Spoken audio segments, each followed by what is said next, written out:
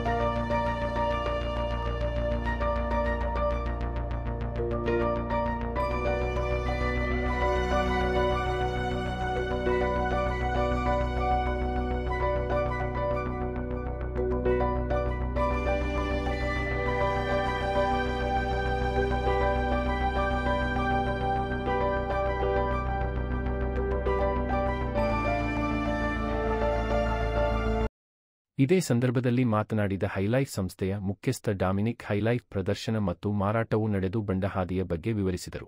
This is Dominic from Highlife Exhibition. Well, Highlife Exhibition is related to be back in Bangalore with a galaxy of designers who will be unveiling their collections for the exciting festive season ahead.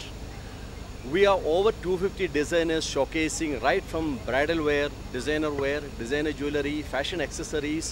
We also have a hand-picked home decor as it's a festive time and gifting solutions. We invite all the fashion enthusiasts to come and experience this trending showcase which is happening at Lilith Ashok Hotel 8, 9, 10 a.m. to 8 p.m. As you know, Highlife has been doing shows pan-India as well as the international, all the major countries. So we have designers coming from across the country. This year, this edition, we also have a couple of Lakme fashion designers also.